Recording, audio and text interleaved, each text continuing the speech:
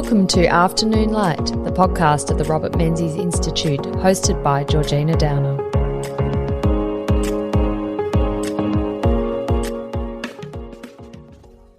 Hello, and on today's episode of Afternoon Light, I'm talking to Dr. Brendan Nelson, who served as leader of the Liberal Party of Australia and leader of the opposition between 2007 and 8.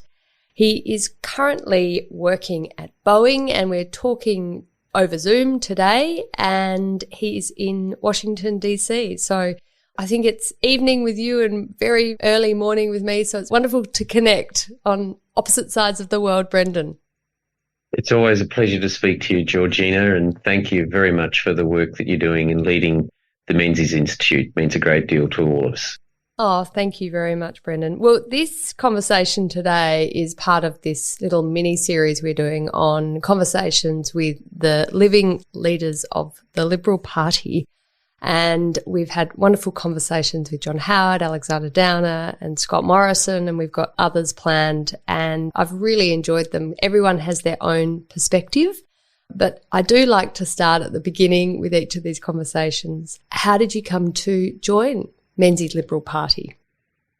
Well, I certainly have the most unorthodox to the Liberal Party of any of the leaders, Georgina, as I'm sure you know. And I grew up in Launceston in northern Tasmania until I was 12, and my family then moved to Adelaide. My father was adopted, and his adopted father was a communist until 1956 and founding member of the Clerks' Union of Australia. So unsurprisingly, my father's politics were deeply rooted in that of the Labor Party and, generally speaking, the left of it. Interestingly, my mother, whose family were devout Irish Catholics, they were Menzies liberals.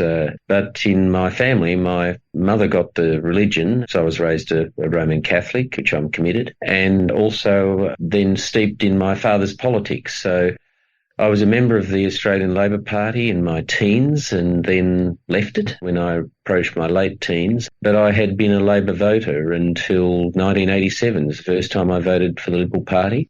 I was running 2 medical practices. I had an overdraft. I had a second mortgage on my house. And I realised, in fact, I said to my father that I'd come to learn that life was not as simple as he told me. He said if you cared for working people, you supported the labour movement. And I came to realise that if you really care for working people, you have to give people incentives to get out of bed, to work hard, to take a risk, to create wealth for themselves, their families and the rest of the community. So it was an unorthodox route, but that's how I came to it. And I will very proudly remain a member of the Liberal Party until the day of my death. It's a very interesting story, and as you say, quite different from all the other leaders of the Liberal Party. But it's the story that reflects how politics worked back then. I don't think it's quite the same these days. You did slightly inherit your parents' political views and voting habits, and I think young people these days just say, well, I don't really care what mum and dad do. I'm doing my own thing. But I think, that's true. Yes. I think, a lot of people were not unquestioning, because I think that's being disrespectful to their point of view, but they came from a Labor family. This is what we do. We have a loyalty to that side of politics. And as you said, your father said, if you're on the side of working people, you vote Labor. That's just what the Nelsons do. Yeah, that's right, at least on my father's side. And I remember when I was a boy in Launceston, it must have been the Bass by-election, and my father had stickers all over the car, vote Labor, vote for Lance Barnard. And I remember my mother having an argument with him and insisting remove them from the car because it was embarrassing, for a start. And secondly, she actually supported the Liberal Party. So that was one of my early memories. But yeah, generally, Georgina, you're right. In those days, you did pretty much politically what your parents had taught you to do. But look, I went into medicine, and toward the end of my undergraduate medical course, I came up against the class war. And this was in the late 70s, early 80s. And I had people denigrating me because I was coming into the medical profession, which really, really annoyed me and made me angry. And then I also then came up against people like Mark Latham, who was a young Labor firebrand, a fellow called George Gear, who was the member for Canning in Western Australia, and others building a career for themselves on the denigration of the medical profession. So that was putting me in a frame of mind to think, well, what on earth is this class war about against the doctors? And then, as I said, nothing educates you more about life, perhaps other than having children, but when you are responsible for the economic welfare of other human beings. And I was employing at that stage and they were women who did administrative roles and important roles in the after-hours emergency medical practice that I had established with David Crean, Simon Crean's brother, I might add, in Hobart, and another in Launceston. And then we got an ambit claim from the unions. And I realised that these people, these women and the doctors who worked for us, they were relying entirely on the effort that we were making, the sacrifices that we were making. And yes, of course, medical practice is supported by Medicare and so on, but it really does educate you about things. And I then realised very graphically that if you don't work hard, if you don't have people that have an incentive to, as I say, to work hard, get out of bed, take risks, create wealth, then you have nothing. The other thing I learned was that,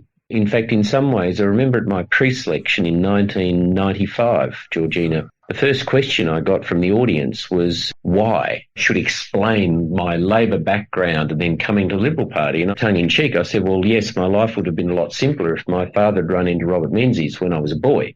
But unfortunately, he didn't. But I also said to them that I wouldn't change it, that I'm a better person in coming to liberalism through my adult life and the journey that I did. I didn't come into the young liberals at 14 or 15 or 16 years of age and ever consider anything other than that. And I learned that liberalism is absorbed through familiarity with the idealism and hard work of the everyday Australian. Ours is a movement that's not, nor should be, dominated by people that are wealthy and have significant influence in life, that the heroes of our movement, as I say, are people that often work at very humble occupations, and particularly the sort of people that inspired me most through my privilege to represent the people of Bradfield in the federal parliament, the Liberal Party, and certainly leadership of it. I'm interested in the influence your mother had. You said she was Menzies fan, a Liberal voter. She was a staunch Catholic. It's interesting in the Menzies history, obviously he makes a very significant policy decision around state aid for Catholic schools and non-government schools, so the federal government providing funding directly to that system so parents could have a choice between the public and the private non-government system. That is said to have really influenced the Catholic community in Australia at a time when sectarianism was pretty rife, to change their voting patterns. And this is a massive generalisation because every individual is an individual.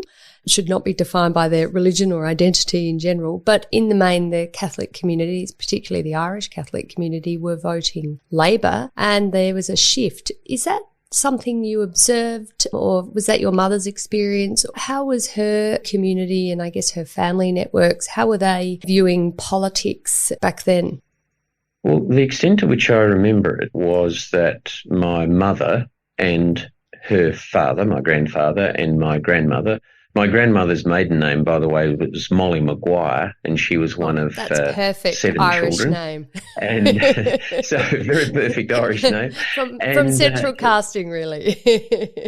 Correct, yeah, absolutely. And so, as I recall, they were very anti-communist. They thought that Santa Maria was, I wouldn't say an extremist, but had views that were far beyond what they felt were acceptable, and they were attracted to Menzies' idea that people should be free, they shouldn't be told what to do by other people within reason, and also that support that Menzies gave to initially in those science laboratories and then for the Catholic sector, I think in 62 or 63. That certainly played a role. I went to Christian Brothers College in Launceston. I remember there were 55 kids in my class and we didn't have a library at the school. And I do remember my class, mother. 55 kids. That poor teacher. Yep, that's right. Oh, my goodness. It was a that's brother, right. no doubt. Exactly. Yeah. So, yes, that's right. The Christian Brothers, and they certainly had a way of keeping things under control with a strap in methylated spirits on the desk at the front of the classroom. Ouch. But, yeah, so had that more than a few times. But I know that it played a role in my mother's thinking. But my father was very steadfast in his commitment to the Labor Party. But interestingly, though, I do remember my father speaking with admiration of then Senator Neville Bonner. I remember I made a comment as I was a boy, but I saw Andrew Peacock on television, and I made a comment that was sort of critical of him. And my father said to me, "No, son," he said, "there are good people on both sides of politics." He said, "We support the Labor movement, but there are some very good Liberals, and Andrew Peacock is one of them." So my father was one of those sort of people that was able to see good in people who were trying to do the best thing they could for the country. Well, that's admirable, and I think a quality we'd like everyone to have. But, maybe that also gave you that perspective of seeing the other side too. Well, one of the keys in life is to be imbued with the imaginative capacity to see the world through the eyes of others. And I find that people who close their mind to new ideas, to thoughts that challenge our inherent biases and prejudices, set themselves up for failure. You have to have a mind that's open to the unfamiliar, to people that are different. In my opinion, that's one of the gifts that Menzies had. Yes, he was committed to traditional liberal ideals, but he was a man who, as I saw it, was very much open to listening to what his opponents had to say. If he saw good people or ideas that he thought would be good for the Liberal Party, he would bring them in. In fact, coming back to my unorthodox background, I remember Sir John Carrick in 1967 then said to the Liberal Party, he was, as you know, the long-serving, I think 21 years, General Secretary of the New South Wales Divisional Liberal Party. And Sir John was saying to the Liberal Party at the time, I think he was writing in Quadrant, that the challenge was to bring people who were Labor voters into the Liberal Party and bring them over. None of us should lose sight of that. And it's rather interesting in a contemporary context when you think, I think quite rightly, of all the criticism that I attracted when I challenged David Connolly for pre-selection in Bradfield in 1995. Of course, I understand people being immensely critical and excoriating of me, my background, and how unorthodox it was. But here we are today. We have Warren Mundine, who's a former president of the Labor Party, and as we know, ran as a candidate for us in Gilmore and very supportive of the contemporary Liberal cause. Well, the ultimate example I can think of, and it was a precursor to the Liberal Party, was, of course, Joe Lyons, a fellow Tasmanian like yourself, moving from the Labor Party, and I mean, not just the Labor Party, leader of the Labor Party, to the UAP and becoming Prime Minister. And the UAP, as you know, goes on to become one of the organisations that become the Liberal Party in 1944. That's an incredible transition from going from Labor politics and senior positions in the Labor movement to leading the opposing side of the centre-right. So it does happen. Of course. And of course, the first member for Bradfield was Billy Hughes. Not that I want to be compared with him, but and of course, he famously was asked why he hadn't joined the Country Party as it was then, and he said, well, you've got to draw a line somewhere. So yes. Yes, it's funny when you reflect on political history in Australia. I mean, it was still turbulent. It's no different now. And I think people who don't know their history would say, oh, it's never been as bad, or instability and the good old days of stability and two-party politics. Well, I'm sorry, it was pretty unstable. And that was one of the, I guess, the gifts that Menzies gave us was stability. Well, I often say to people, the Australian Labor Party, of course, has more than a century. The National Party, formerly the Country Party, a very long history.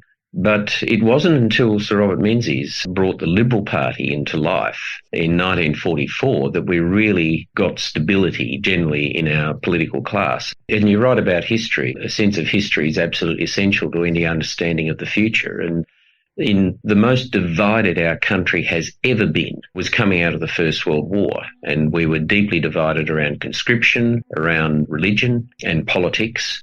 And the 1920s was a close-run thing. A number of countries in Europe abandoned democracy, and yet we remained true to it at a time when we were just so divided. And it's something to be proud of, to think that we came through it. So very divided period. Yes, yeah, and it's really important, as you say, to reflect on our history. I am very interested in your time at the AMA. You said you were a doctor managing an after-hours practice with Simon Crean's brother in Tasmania, but then you moved into medical politics to the AMA. It was quite a different organisation, I think, than it's considered now in terms of its political leanings and the issues it champions. Yes, well, I should give a plug. I published my memoirs and biography late last year. It's called Of Life and of Leadership, and all of the royalties go to Lifeline and Legacy. It's not a money thing for me, but I document, well, my life, basically, which includes that period at the AMA. So in 1987, which, as I said, is the first year I voted Liberal, I voted for John Howard that year, and I was very angry with the federal government. That was the Hawke-Keating government. The treatment of the medical profession, the anti-doctor rhetoric that was emanating from it. And I was also angry with the Australian Medical Association. And so I decided to get active in the AMA. And I was living in Hobart at the time. And I went along to meetings. I was at my third meeting, and I was listening to what I regarded as nonsense coming from the chairman of this meeting. At the time, I was a neurosurgeon. He's a very good man, John Liddell. And there was no discussion about the issues that were really affecting the profession at the time. And I remember getting up and asking, we were getting these anti-doctor headlines that were coming from these politicians and the then Labor government. And anyway, he said to me and to the meeting, he said, look, these politicians, they're a passing parade, they come and go, but we're committed to our profession in the long term. There's no point engaging them on any of this. And I remember sitting down, having basically opposed that point of view, and I turned to the fellow next to me and I said, right, if the last thing I do, I'm going to get wherever I have to get and do whatever I have to do to change this organisation. And I remember he and others said, he and others said to me, oh, you'll never get anywhere, no one will listen to you. The AMA then was a very conservative organisation. I had a number 2, had all my hair cut off basically, I had an earring, had a Labor Party background, as I said. I didn't own a suit, but it was pretty simple, Georgina. I thought, well, if you can express yourself well in a democratic organisation and you have a valid argument to prosecute, then surely you must be able to make a difference. And it was as simple as that. And I threw myself into it. I had no ambition other than to, as I say, change the organisation. I wasn't seeking high office in it. And one thing led to the next. Through a confluence of events, I discovered that the presidency of the Tasmanian branch of the AMA was up for election, that they'd only ever choose one candidate. They'd put one candidate's name on a ballot paper. They'd send it out to the voters who'd all vote for the one candidate on the paper. And I was on a reform agenda, and I basically got a couple of friends of mine to nominate me to run for president. I was 29 years of age. Oh, wow. And that really upset the establishment. They tried to talk me out of it, and that flushed out 2 more candidates. Anyway, I wrote to all of the members of the AMA who were all voters in Tasmania at the time, and I said, this is my vision for the organisation, this is what we need to do in order to achieve it, this is where we're failing our patients, let alone ourselves, and so on. And then they tried to censure me because I was critical of the leadership of the AMA at the time. And I went to my first annual general meeting on a Saturday afternoon in 1989 in Hobart at the AMA headquarters, and they counted all the votes and announced that I was the winner. So I immediately went out and hired a dinner suit to go to my first AMA dinner. But what I discovered, Georgina, I realised how power can be used in certain ways to give effect to the ambitions of people that don't have any. And I'd got active in the AMA because I was concerned about professional, industrial issues and health financing. But I learned how power, in this case the power of the medical profession, could be used to challenge and change the attitudes of society on a whole range of issues that have an impact on health. So I've always worked hard, but when you're running 2 medical practices and you're president of the AMA, that was at the state level, it's hard work. And then I met Dr. Bruce Shepherd, who was described in the British Medical Journal as an avuncular ultra-right-wing orthopaedic surgeon, which always offended Bruce because he thought he was much more right-wing than that. So, and where was he from? Where was he from? He was from Sydney. He was an orthopaedic surgeon who had famously or infamously led all the specialists out of the New South Wales public hospitals in the mid-80s, and it was over a matter of principle. They wanted to treat their private patients in the public hospitals, but in return treat all public patients for nothing. And Seems Bruce like a Shepherd good deal. subsequently told him. Yeah, well, Bruce Shepherd subsequently told me that when he first met Neville Wran, who was then the Premier of New South Wales, that Wran said to him, "Dr. Shepherd, you represent the last independent group in society, and as such I move to control you." But for me, in 1989, Bruce Shepherd was an anathema to what I was on about, and he'd come to Hobart. He was travelling the country raising money for a fighting fund to fight the federal government. And I went along to this event, and then a friend of mine said to me afterwards, "I'll come and I'll introduce you to Bruce." And I said, "Well, that wouldn't be a good idea." So anyway, he took me up and I said hello to Bruce Shepherd, and I said, "How do you do, Dr. Shepherd? You represent everything in the medical profession I don't like. You've given us a particularly bad name. And as far as I'm concerned, I'm on a reform agenda with the AMA, and I'm going to do everything I can to marginalise you and people like you." Wow. And Okay. I was a very brash young man, and he looked at me and I thought he'd say two words to me, the first of which would be "get." Instead of that, he said, "I've been watching you." He said, "You're going to go a long way, and the medical profession desperately needs people like you." He said, "When you get to know me, then tell me what you think about me, but you'll find we've got more in common than you think." He said, "By the way, the first piece of advice I'm going to give you is never pass an opinion on someone you haven't met." And I was disarmed by that. I bet, And yeah. anyway, we went off and had dinner and we became good friends. He became a mentor. He gave me a lot of advice, some of which I took. So that basically put me on my path into the federal politics of the AMA.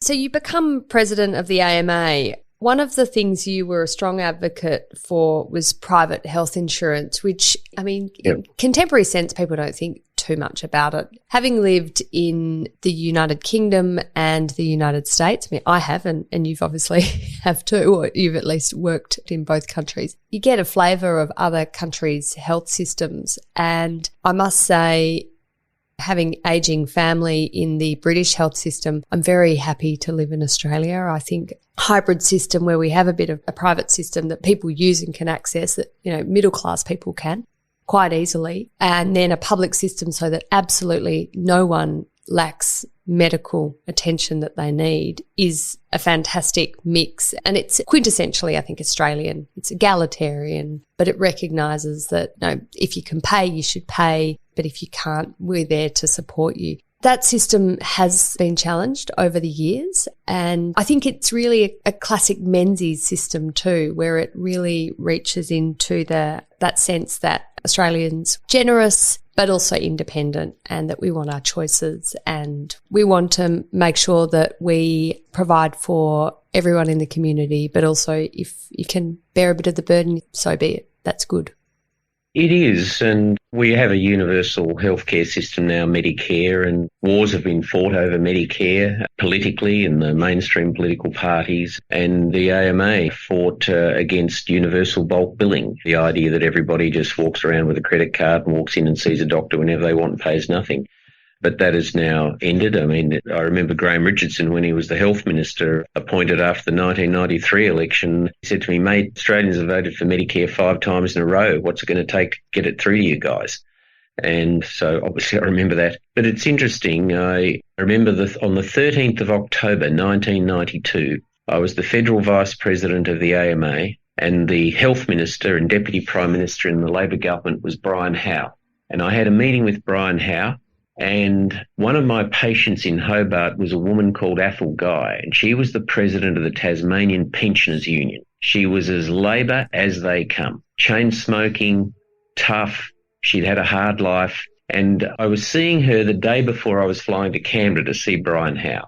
And I said, "Ethel," I said, "as you know, I go to Canberra a bit and I see the heavies." I said, "I'm going to see the health minister on Friday. Is there anything you'd like me to tell him?" She said, "Well, my members are going without food to pay their private health insurance premiums." She said, "Could you please beg him to do something to help us with our private health insurance?" So anyway, I get to Canberra, I have this meeting with Brian Howe, 13th of October, as I say, 1992. I said this to him, and he said, "Brendan, you don't get it, do you?" And I said, "I'm sorry, Minister, what do you mean?" He said, "You don't get it." He said, "If you want to change anything this government's doing, you'll have to change the government." So I thought the arrogance of the man. Yeah, I know. I thought the arrogance of the man. And I've been a minister, as you know. I would never think that, let alone say it to anyone. So I left the meeting that day and I thought, right, if that's what it takes, that's what I'm going to try and do. So Bruce Shepherd needed no convincing. He was then the federal president. And we went really hard to support the Liberal Party in the 93 election. We actually worked with Bob Woods in writing health policy. And I remember saying to Howe and others that at that time there were 600,000 aged pensioners in Australia with private health insurance. And they had Paul Keating, who at the time was reported to be worth $5 million, speaking from the Royal Adelaide Hospital, saying people were, and I quote, wasting their money with private health insurance. They should do what I do and use Medicare, end of quote.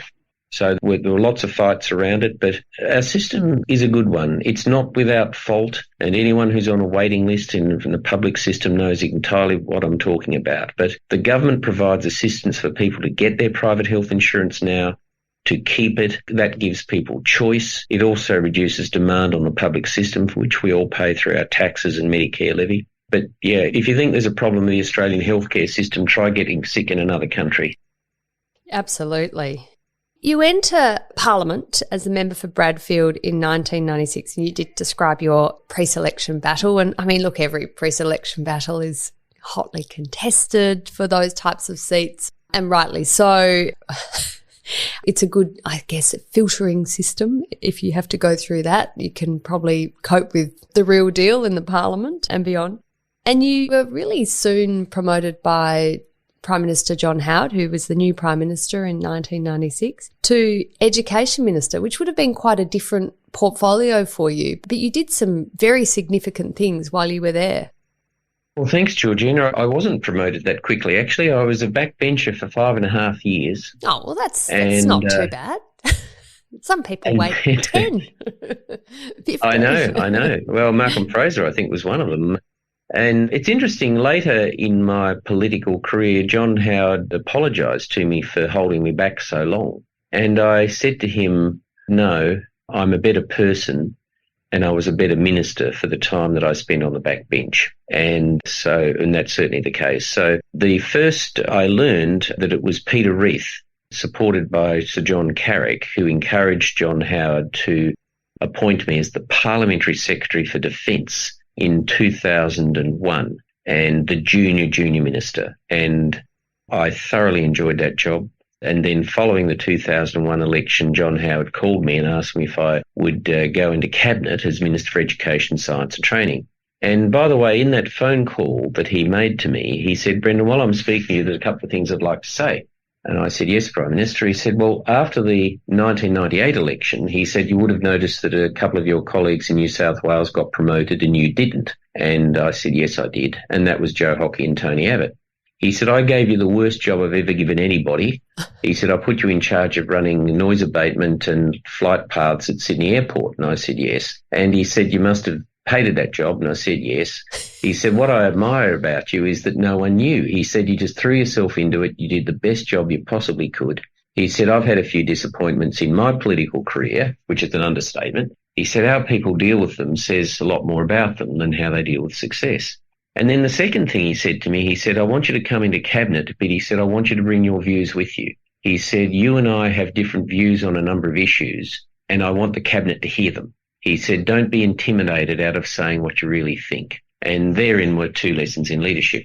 But yeah, so I was privileged to be Minister for Education, Science and Training for 4.5 years. And when I say I, it was me, my staff, the senior people in the department, supported by the Prime Minister, obviously, in driving a lot of reform in universities, a reform in schools, major changes in science, major funding for science programs. And I thoroughly enjoyed the job. One of the things I learned when I was president of the AMA, we used to bemoan the fact we couldn't get a health minister that actually knew anything about health.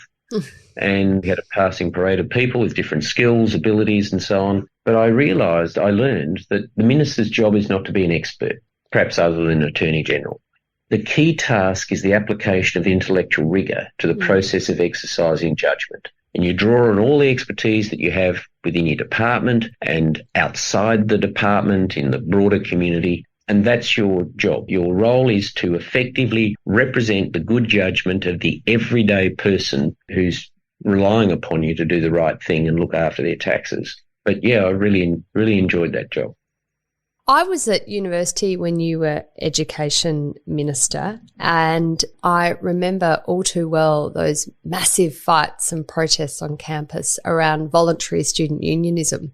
And of course, this is something that you took on as an issue. And as the Robert Menzies Institute, obviously based at Melbourne University, which is the university I attended, we now have voluntary student unionism. I don't think the young folk these days would realise that you had a choice.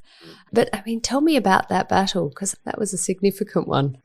Well, after I was appointed to the portfolio late in 2001, within a month, I determined that there needed to be major reform in the university sector to introduce some deregulation, to introduce innovative funding models, a whole range of reforms. And I remember saying to the Young Liberal Movement and the Liberal Students' Federation, I said, look, if I try to take on voluntary student unionism with broader reforms in the sector, then VSU is going to contaminate a much broader societal need for reform.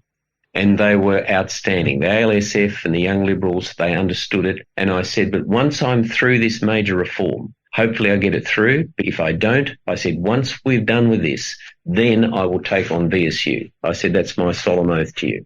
So we got through a 2-year and innovative process. I finally got the reforms through, an $11 billion reform package for higher education, through a hostile Senate, I might add. And then I said to them, right, it's VSU. So I remember going to see John Howard in his office, and I said, Prime Minister, I made a promise to the Young Liberals and the ALSF to take on VSU. I just want to check that you're prepared to invest some political capital in this before I embark on this journey. And John Howard said to me, yep, we've believed in it for too long. Let's do it.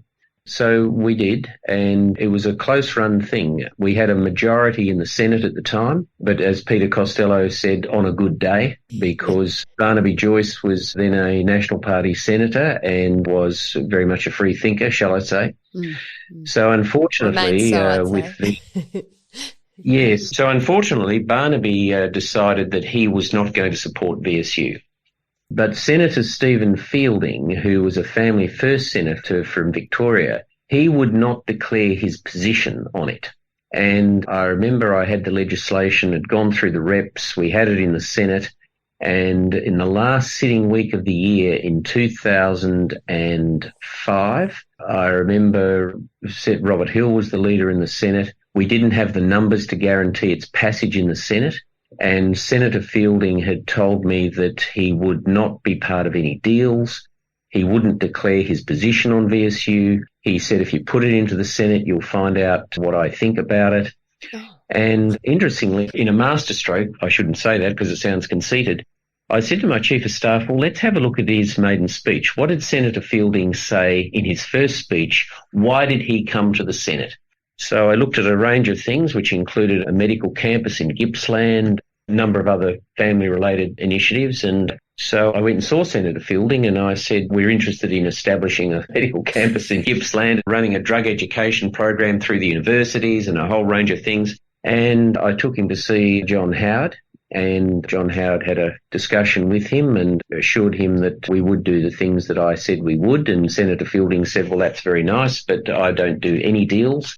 And interestingly, Barnaby Joyce had an amendment that he wanted put to the Senate in relation to the VSU legislation. And so I said to Barnaby, I said, well, if you want your amendment considered, then please vote with us on all procedural motions so we can then have your amendment put. And he said, yes, that's great. What he didn't know at the time was that Fielding had told me that he would not support any procedural motions at all. So John Howard called Robert Hill round to his office and said to Robert, he said, well, Brendan wants to put the legislation into the Senate. And Robert said, no, we're not going to put anything in unless we know the outcome. And I said to John Howard, well, my gut feeling is that Fielding will vote for us, and I think we should test it on the floor.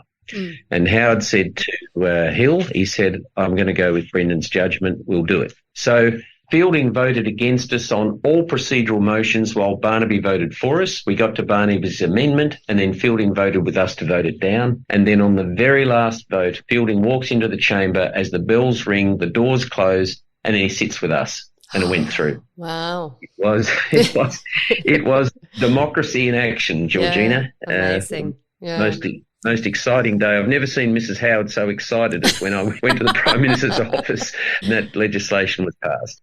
The wins in politics make all the losses worthwhile, don't they? Before I get to your time as Leader of the Opposition, Leader of the Liberal Party, I did want to ask you about your time as Minister for Defence, and that was from 2006 to 2007. I mean, defence is always a difficult portfolio. I mean, in my lifetime, every defence minister has grappled with massive issues. And of course, as our strategic environment has evolved over the decades, defence, has had to do a lot of crystal ball gazing about the long-term decisions that need to be made in order to address the challenges to our territory, but also further afield. As the Defence Minister, you made some pretty key decisions on the purchase of Hornet jets, and that was one of those controversial defence procurement decisions. Can you give us a perspective on how you managed such a decision? And I guess especially with the issues around AUKUS and the recent Defence Strategic Review, which will again challenge the Defence Minister and the defence establishment to really make the right decisions in response to the circumstances of not just today, but of 10, 15, 20 years' time.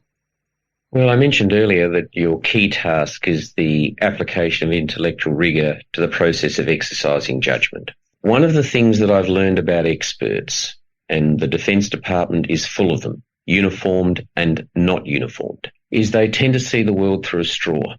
And as the Minister, you obviously do everything you can to get across detail, to understand the issues, but you bring, and you should bring, a broader context and perspective to the decisions that are being made. The day that John Howard rang me in January 2006 and asked me to be Minister for Defence, if he'd said to me, can you have a look at the F-35, the Joint Strike Fighter, and tell me if we're doing the right thing, I would have said, I'm sorry, Prime Minister, I have no idea what you're talking about. Within 3 months, I had discovered a lot of problems in the development of Australia's air combat capability, and within 7 months of the Prime Minister first calling me, I was confident enough that we had a problem coming, that Defence was denying, that I actually went to the Prime Minister in the absence of Defence leadership and said to him, we have a problem. This is what I recommend we do. We have 4 options. I put them to him. I gave him my preferred option. He said, work it up and bring it to Cabinet. And when the announcement was made that we would buy 24 Super Hornets, there was no one in Defence that would publicly support the decision. With the passage of time, it's been proven to be one of the best decisions that the Howard government made. The advice I give to all ministers, gratuitous advice, and certainly to defence ministers, is to follow your instincts. And you are there to exercise judgment, and you've got all this expertise, you've got all these people who've spent a lifetime committed to defence, to strategic policy and all of those things, and in most cases they are right, but sometimes they are not. And there's a groupthink that can be particularly dangerous. And that's why we elect people to exercise judgment for us. So we're now living through the most complex operating environment in our lifetime, the most consequential geopolitical realignment in our lifetime. More than ever, we need to invest in defence capability, and we also need decisions made that are very much in our national interest and not governed in any way by domestic politics. Huge challenges. It must have been an enormous challenge to make a decision and then have the defence establishment, not one person, come out in support of it. That takes a huge amount of bravery. And, well, as you said, we're the beneficiaries of your strong decision-making there. You became leader of the Liberal Party after the 2007 election loss, and you, of course, had entered the Parliament with the 1996 election win. So you had never experienced opposition. And I mean, I can speak from a family experience. I know my father entered Parliament in 1984 and had 12 very long years in opposition. I mean, he didn't know anything other than opposition, and opposition is tough. How did that manifest itself to you, having been Defence Minister, in charge of the department, in charge of the big decisions, part of cabinet, then to go to leading a party that certainly wasn't wiped out. It was not that devastating an election, but I mean, you lost your leader. John Howard lost his seat. So he was out of the parliament and you were facing quite a different set of circumstances. I mean, a lot of the people in the party room would have been like you and would never have experienced opposition before. It was a very, very difficult time. And it's well known that Malcolm Turnbull wanted to be the leader of the party, that Peter Costello shocked us all the day after the election by saying he wouldn't seek or accept the leadership of the party. I had seriously contemplated running for deputy and was reasonably confident that I would be able to win that. And then Malcolm immediately nominated to be leader. I spent 24 hours thinking about it, talking to a whole bunch of people, and I decided that at that time it needed a particular style of leadership that would be able to deal with the grief and mourning that we had about loss of office. We'd lost John Howard. We'd effectively lose Peter Costello. We'd lost Mark Vaile. We would lose Alexander Downer, who had decided to leave the parliament. I think we had a 7-seat deficit on the government. So Kevin Rudd had won, but it had not been a landslide. And we lost for 3 reasons, Georgina. One was longevity. A woman in a focus group in Mayo in December 2006, she said, and I quote, "I respect Mr. Howard, but I'm over him. I want to change." And the second reason we lost was brutal, overreach isn't on it? It really is brutal. It is, and I likened just sort of it sick to of your face, but nothing really wrong with you except just tired of you. I mean, what can you do? Yeah. What can you do? I likened it to putting down a much-loved family pet. And and then the second reason was overreach on work choices, and the third was we were monstered on the symbolism around climate change. But I felt very strongly that we needed to embrace the Howard legacy, recognise why we had lost, and within a month or so I was convinced from my interactions with Kevin Rudd that he was not the real deal. And I said to my leadership group, I said, this is going to turn.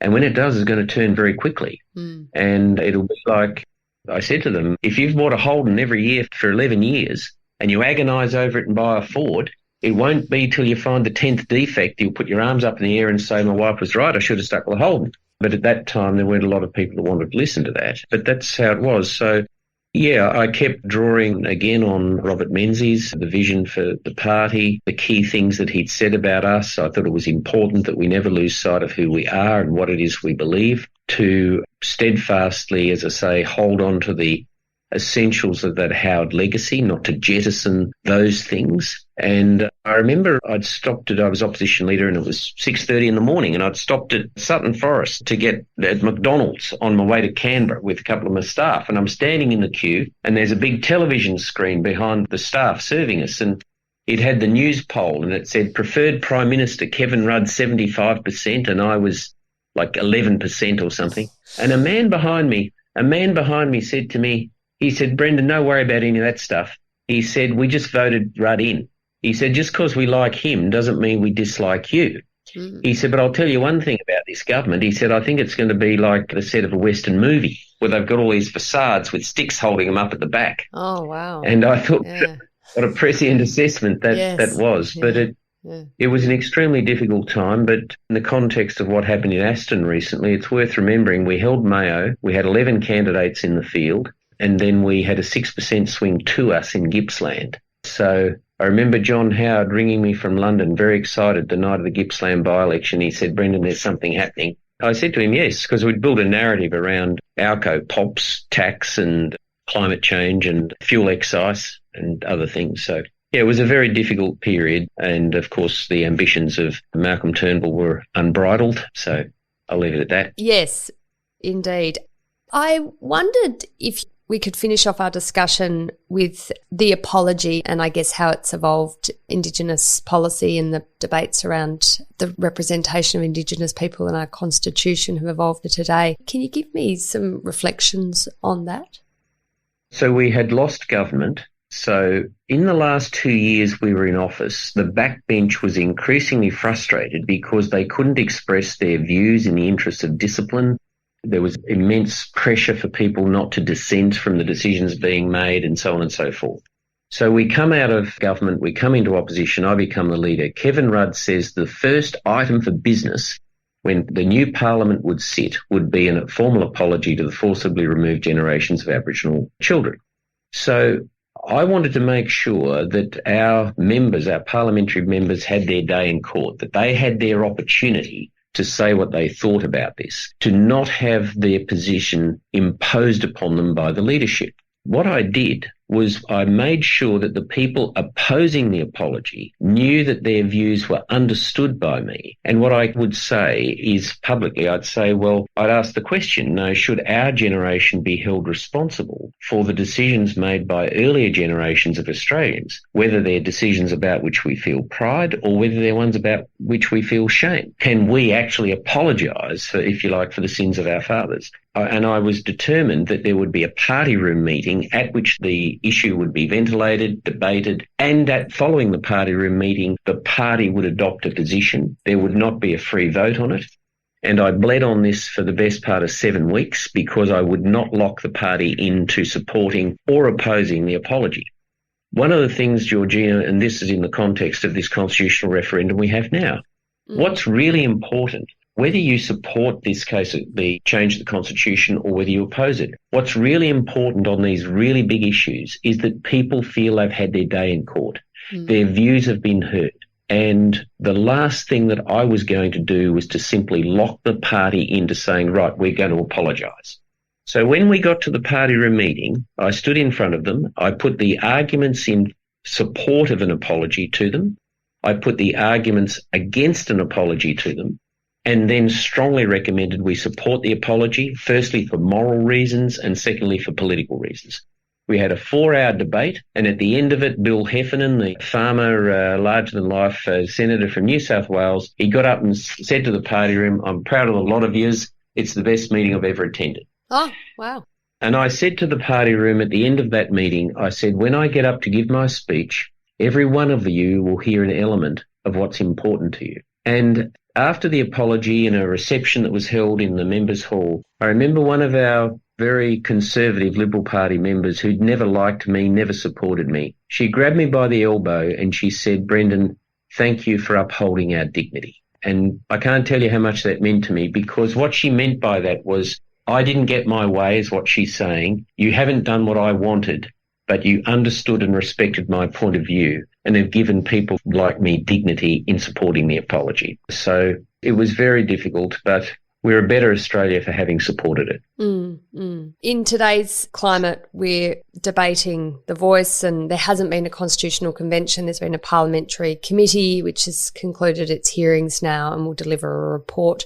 It is a very divisive debate, and I mean, obviously Peter Dutton has made a decision, the Liberal Party's made a decision, but there is some leakage evidently around the edges. Some Liberal Party members are going to support the voice as the Prime Minister is proposing it, and that obviously goes against the proposal and the policy position of Peter Dutton and the Liberal Party. How do you think the voice debate has been conducted in Australia? And I guess I'd be interested in your view on it too, on the voice. Well, look, firstly, I'm the president of Boeing Global. I oversee Boeing's international operations throughout the world, and I'm not really in a position to ventilate a personal opinion on the referendum itself. I'd make the observation that the reluctance of Australians to change the Constitution is exceeded only by their reluctance to read it. And yes. People should it is quite boring. Should ask themselves. It's very technocratic. Yes, that's right. So people should ask themselves, do I know what the Constitution is? Do I know what role it plays in the democracy within which I live and the society whose freedoms that too often I take for granted? So that's the first thing to ask. And then secondly, if the referendum is passed, what will that mean for the governance of my country? And if it's not passed, what will that equally mean for the governance of my country? Personally, I think whatever the referendum is, in this case it's the formal recognition of Indigenous Australians and giving them a voice to the Parliament, the executive, the government, but whatever the referenda questions that we've had put throughout our history since Federation, there needs to be an understanding of what the arguments are in support of it and what the arguments are against it and what the consequences of it being passed will be. That's the responsibility that I think we all have, and I'm not going to comment on the process that we've had in this particular referendum question, Georgina. nor give people gratuitous advice about how they should vote. Understood. Well, Brendan Nelson, thank you so much for taking the time to talk to me and give our listeners on Afternoon Light the opportunity to hear from one of the Liberal Party leaders. I think it's been a fabulous discussion and I really appreciate the time you've taken on the other side of the world. It's absolutely my pleasure, Georgina. I always love talking to you anytime. Thank you. Thank you.